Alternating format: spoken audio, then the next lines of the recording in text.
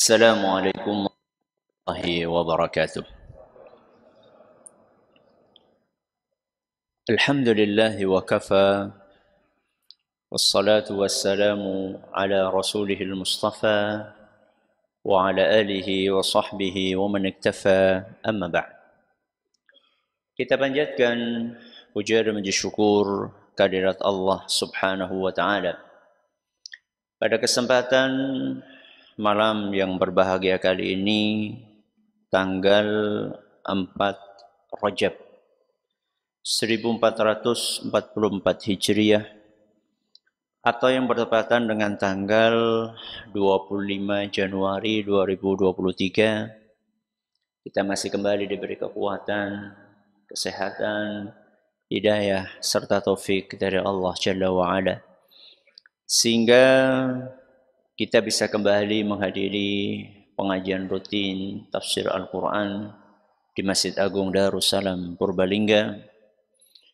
Kita berharap semoga Allah Azza wa Jalla berkenan untuk melimpahkan kepada kita semuanya ilmu yang bermanfaat, sehingga bisa kita amalkan sebagai bekal untuk menghadap kepada Allah Jalla wa'ala. Allahumma amin. Salawat dan salam semoga senantiasa tercurahkan kepada junjungan kita Nabi Agung Muhammad sallallahu alaihi wasallam, kepada keluarganya, sahabatnya, dan umatnya yang setia mengikuti tuntunannya hingga akhir nanti.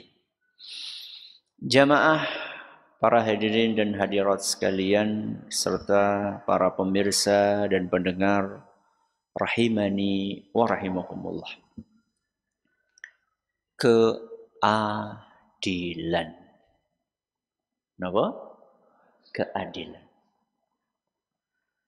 adalah salah satu prinsip yang sangat dijunjung tinggi di dalam agama Islam. Apakah hanya di agama Islam? Jawabannya tidak. Hampir seluruh agama atau seluruh keyakinan mengajarkan prinsip apa? Keadilan. Nah, terus bedanya apa? Konsep keadilan yang diajarkan oleh Islam dengan konsep keadilan yang diajarkan oleh ideologi-ideologi yang lainnya. Bedanya apa? Bedanya konsep yang ditawarkan di dalam Islam tentang keadilan itu lebih sempurna. Lebih apa? Sempurna. Ya, itu kan klaimnya orang Islam. Itu terlalu subjektif. Kita punya argumen.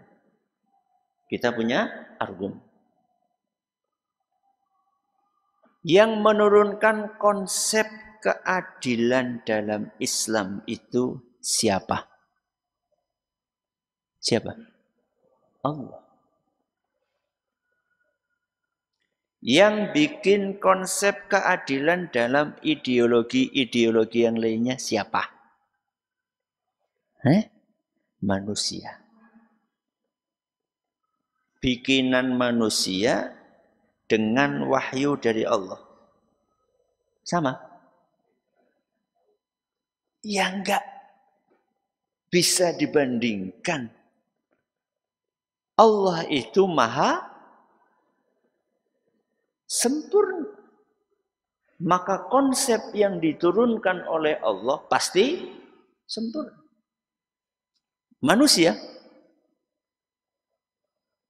banyak kekurangannya, maka produk yang dihasilkan oleh manusia juga banyak kekurangannya.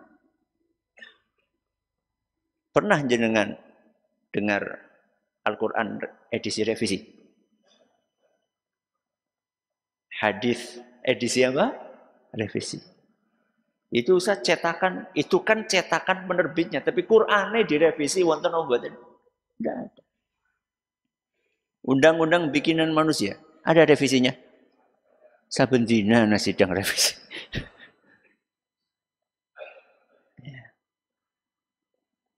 Maka konsep keadilan yang ada di dalam agama Islam, itulah konsep yang paling sempurna. Kenapa paling sempurna? Karena yang menurunkannya adalah Allah, dan Allah Maha Sempurna. Apa makna adil? Apa makna adil? Karena ada sebagian orang salah persepsi ketika berbicara tentang apa? Keadilan.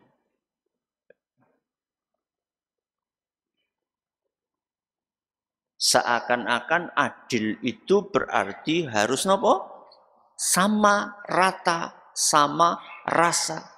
Ya enggak demikian.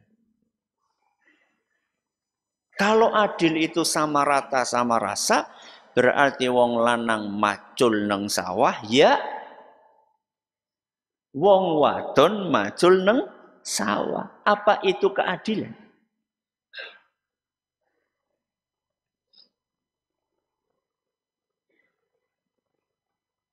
Apakah keadilan itu artinya istri kon nganggo liven, pupuran, sing ayu, terus wong lanang ya livenan karo pupuran?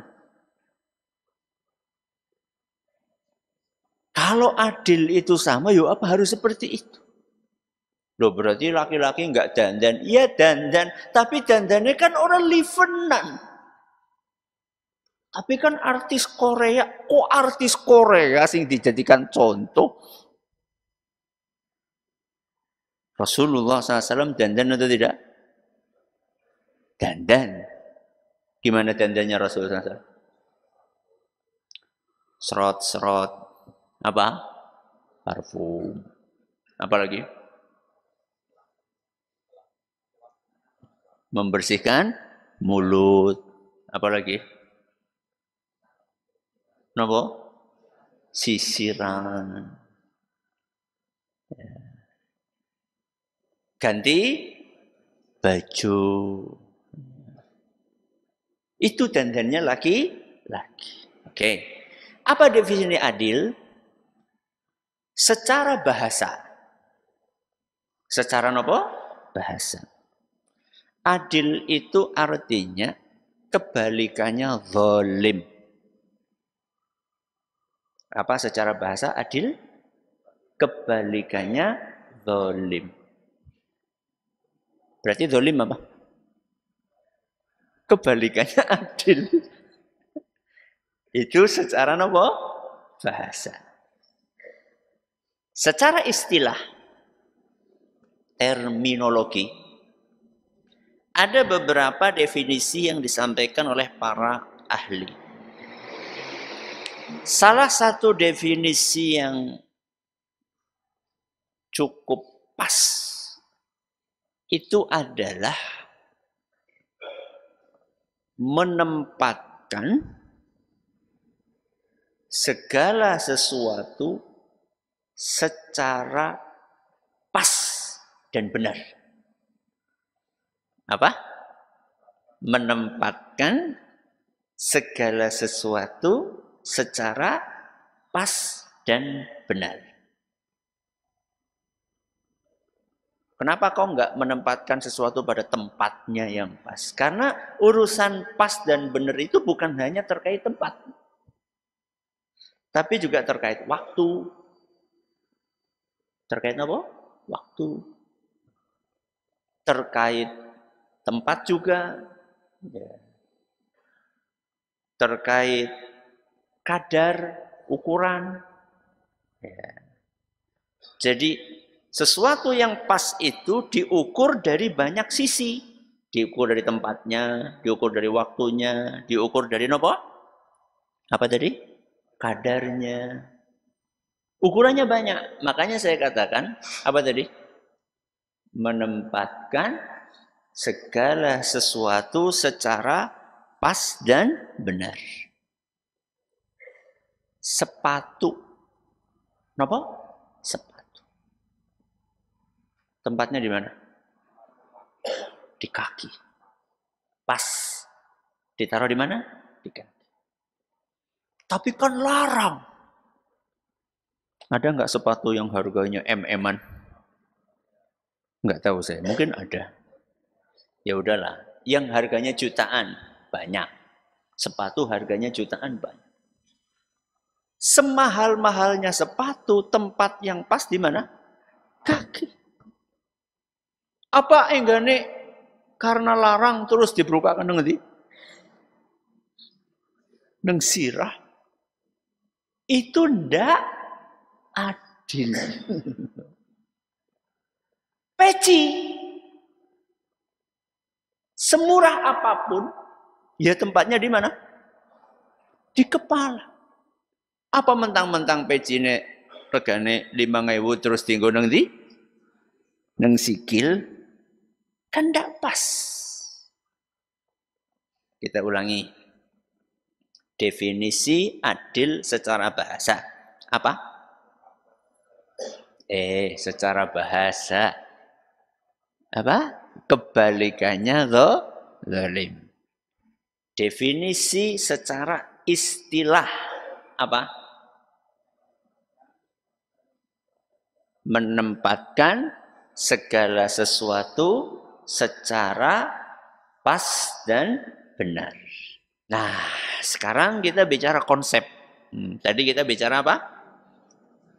Definisi.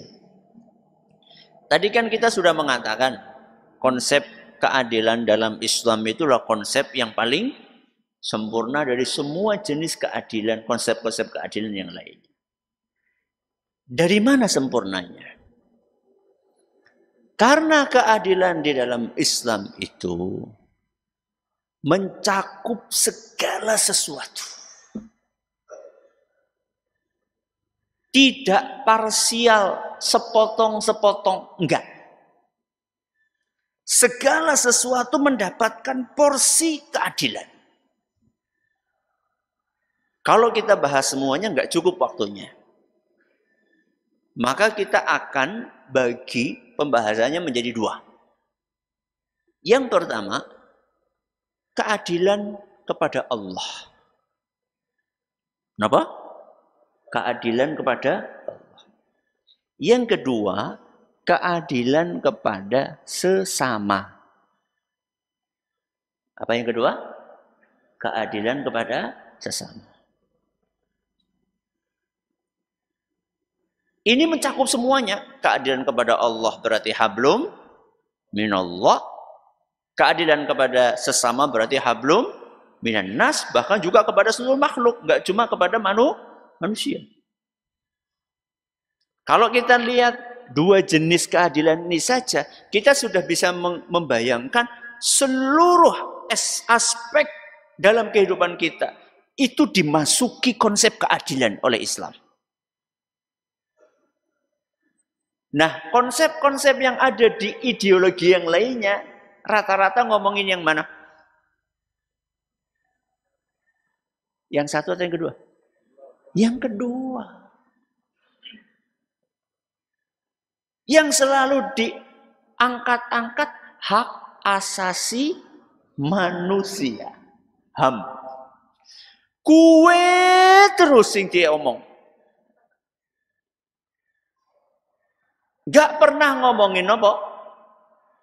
Hak asasi Allah. Emang yang punya hak cuma manusia? Apa Allah nggak punya hak? Justru haknya Allah itu paling besar dibandingkan hak manusia semuanya. Oke. Sekarang kita bahas keadilan kepada siapa? Allah. Bagaimana mewujudkan keadilan kepada Allah? Maksudnya bagaimana? Maksudnya adalah seorang hamba wajib mempersembahkan seluruh ibadahnya hanya untuk Allah saja. Kita ulangi. Apa adil kepada Allah? Mempersembahkan seluruh ibadah hanya untuk Allah saja. Itulah adil kepada Allah. Sebagian ibadah apa semuanya? Semua.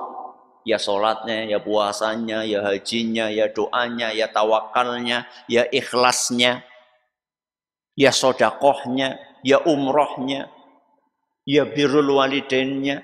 Pokoknya semua ibadah yang dikerjakan oleh hamba harus diserahkan kepada Allah, harus ditujukan kepada Allah. Itulah adil kepada Allah. Berarti kalau ada seseorang mempersembahkan ibadah sebagian atau sedikit untuk selain Allah, adil apa? Zalim. Kebalikannya apa? Adil. Kalau ada orang mempersembahkan ibadahnya walaupun hanya secuil untuk selain Allah, maka dia telah berbuat zalim. Bukankah kita sering mendengar nasihatnya Luqman Al-Hakim kepada siapa? Kepada anak. Yang Allah ceritakan dalam surat Luqman. Gampang Bob ngemut-ngemutnya. Wasiatnya Luqman ada dalam surat apa? Luqman. Ayat 13. Ayat binten 13. Wa idh qala Luqmanu libnihi wa huwa ya'idhuhu. Ingatlah ketika Luqman menyampaikan nasihat kepada anaknya. Apa nasihatnya? Ya bunayya. Apa artinya ya bunayya? Hah? Wahai anakku. Nek wong Jawa ya apa?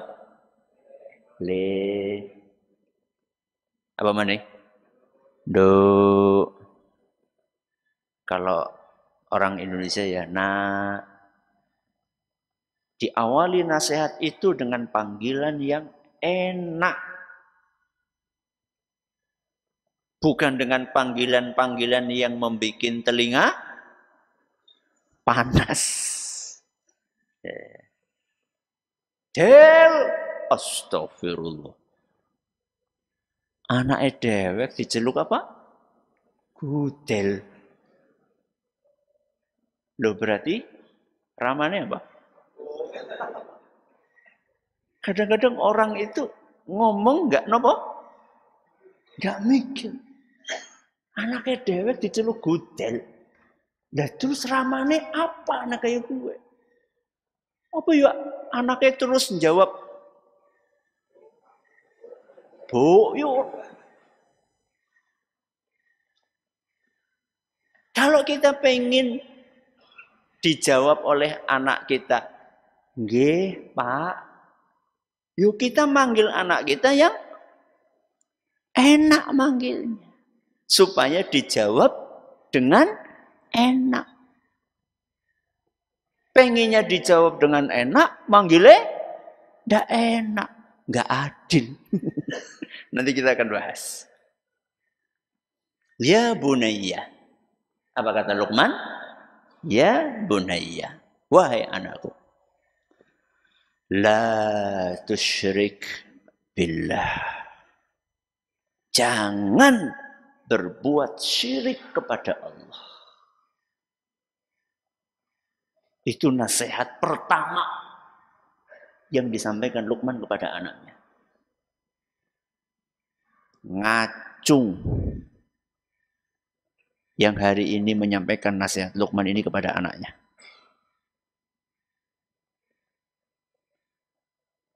Orang sih ngacung? Berarti orang anak. Luqman, orang yang bijak, menyampaikan nasihat pertama kali kepada anaknya. Le, jangan berbuat syirik. Sekarang apa coba nasihat yang kita sampaikan kepada anak-anak kita? Hampir tidak ada nasihat ini masuk di dalam pikiran kita. Jangankan terucap, mikir aja enggak. Terus Luqman memberi alasan. Memberi apa? Alasan. Kenapa enggak boleh syirik? Apa kata beliau? Inna syirka la zulmun azim. Le, enggak boleh syirik. Kenapa? Karena syirik itu kezaliman yang paling besar. Jadi kalau kita kasih nasihat kepada anak kita, sebutkan alasannya. Leh, aja melu-melu dolanan lato-lato. Kenang apa? Pokoknya roleh. Alasannya apa?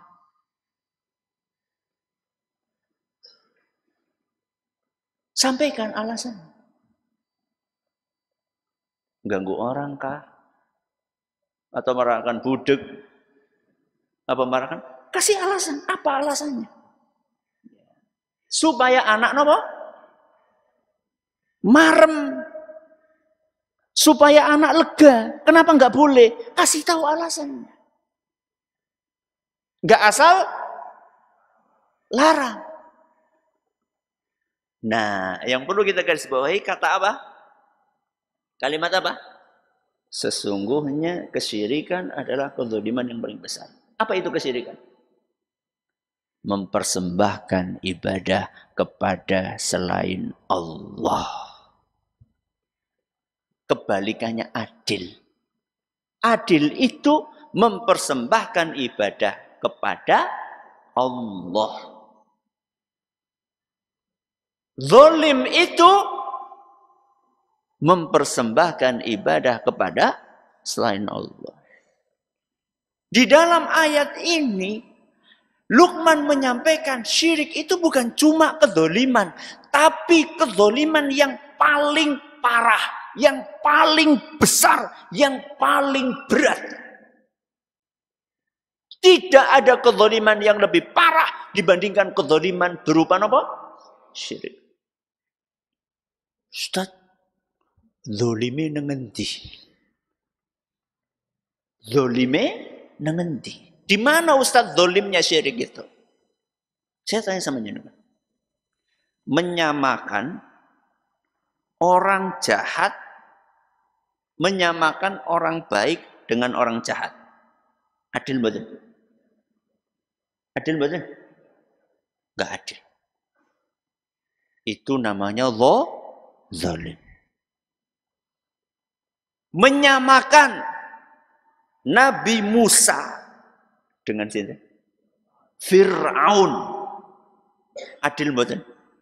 Enggak. Itu namanya zalim. Menyamakan Rasulullah SAW dengan siapa? Abu Lahab, Abu Jahal. Zalim atau tidak? Zalim.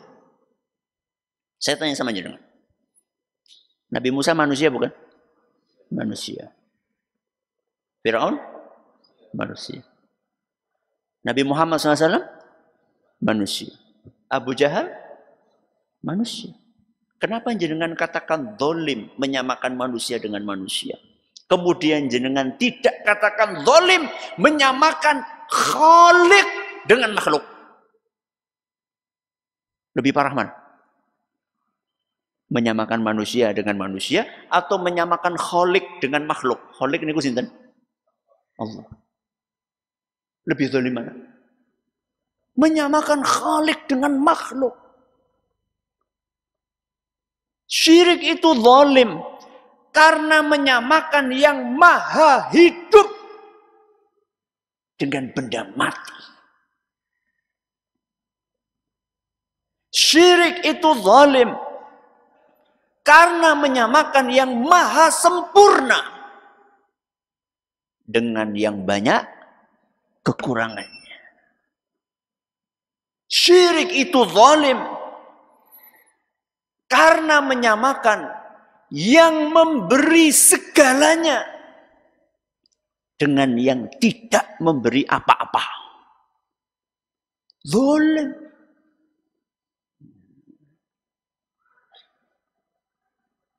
Kue jimate kue wis ngowahi apa? Jimat itu sudah ngasih apa? Kok kita samakan dengan yang ngasih segalanya kepada kita?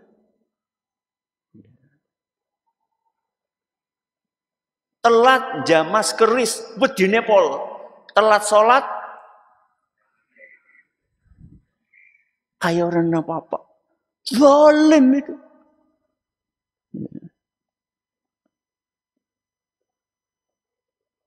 Sujud dan ruku hanya boleh untuk Allah. Kok sujud dan ruku kepada selain Allah itu zalim karena menyamakan Allah dengan makhluk. Donga. Napa?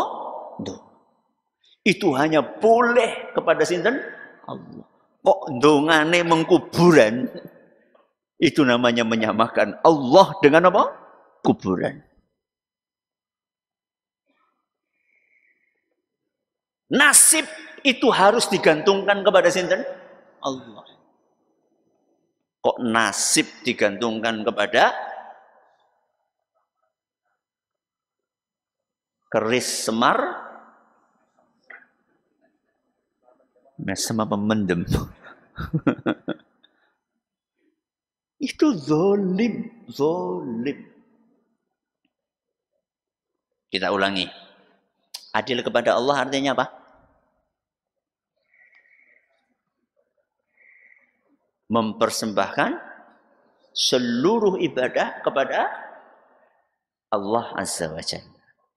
Berarti kalau ada orang berbuat syirik alias mempersembahkan ibadah kepada selain Allah, berarti dia telah berbuat zalim yang paling parah. Kita pindah yang kedua. Apa tadi? Adil kepada sesama. Adil kepada sesama pun konsep Islam jauh lebih unggul daripada konsep adil seluruh ideologi yang ada. Karena Islam itu memprioritaskan adil kepada orang-orang terdekat kita. Siapa? Siapa orang terdekat kita? Bapak, Ibu, siapa lagi? Anak dusit. Bapak, Ibu, anak. Terus pasangan, suami, istri. Terus kakak, adik, Mbah Kakung, Mbah Putri, Mbah Buyut, Kabir, Putu. Ya. Tapi yang paling utama itu adalah orang tua, anak, pasangan, suami, dan istri.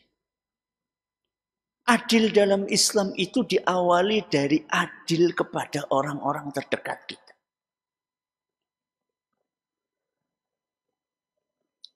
Adillah kepada bapak dan ibu kita.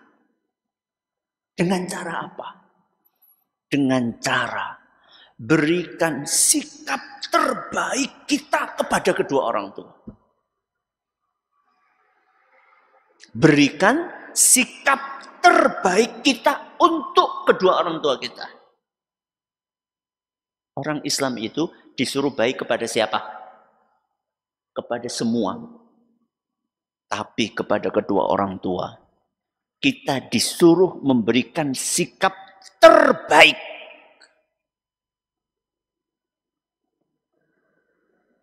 Kenapa? Seorang karyawan bisa begitu sopan ngomong di hadapan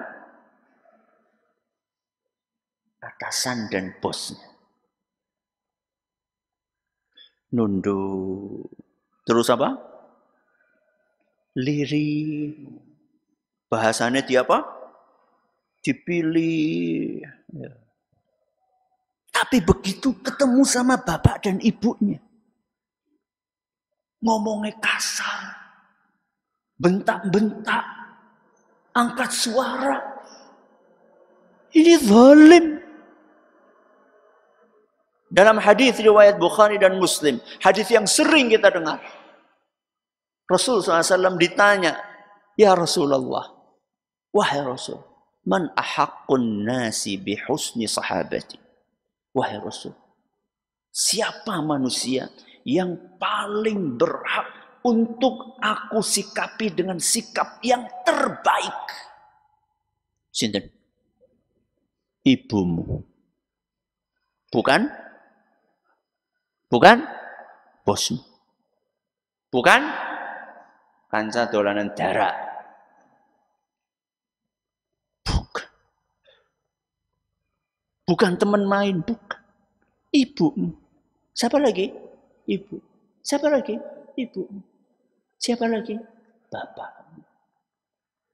Itu adil kepada kedua orang tua.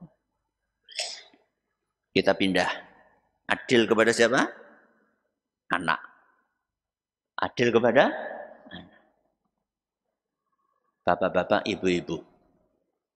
Jenengan pengen enggak dibekteni sama anak jenengan? Pengen? Pengen? Pengen. Maka berbaktilah kepada anak-anak jenengan.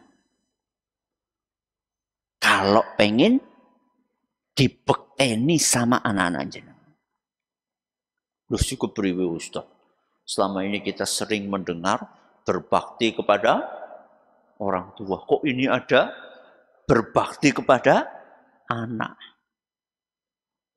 Yang nakal itu cuma anak atau orang tua?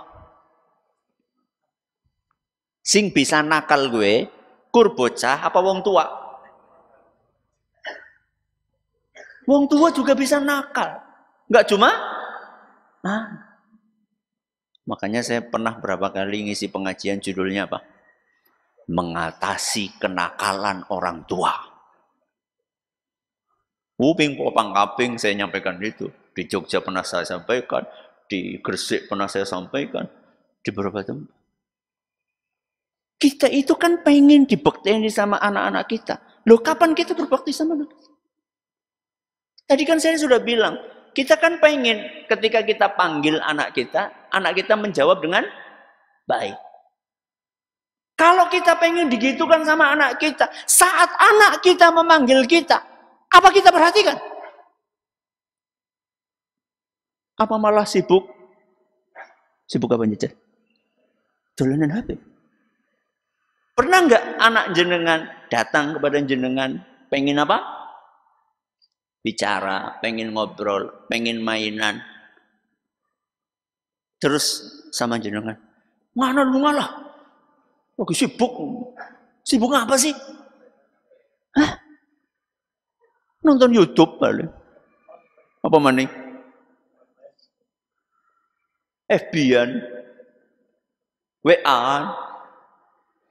Gak adil namanya.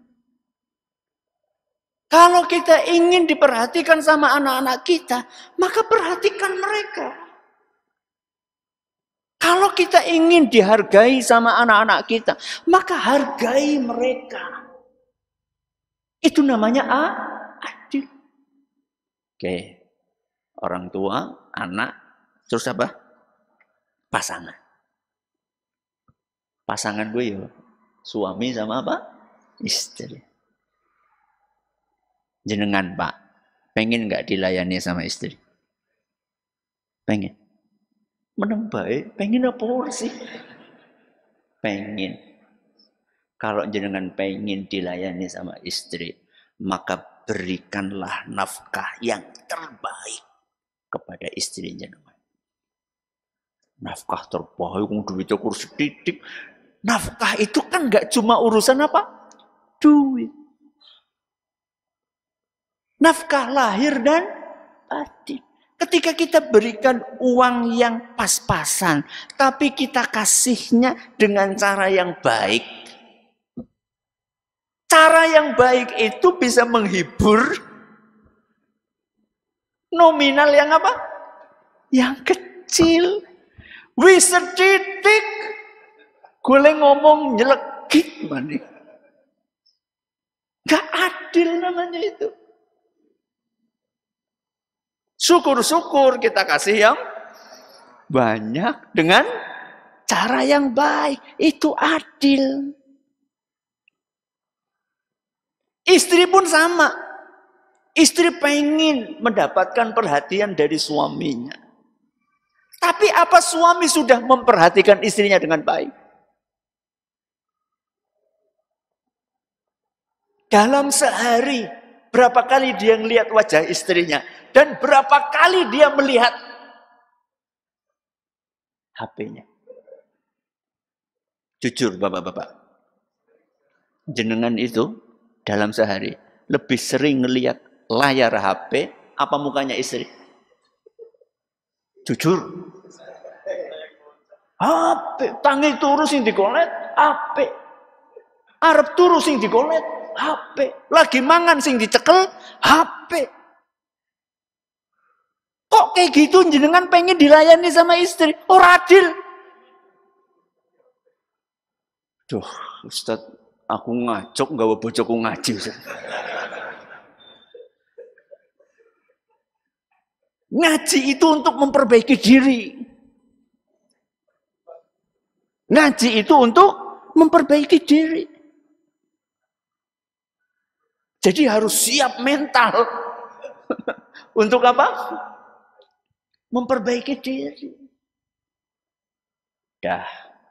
Ustaz, ini kan tafsir surat Al-Mutaffifin. Hubungannya apa, Ustaz?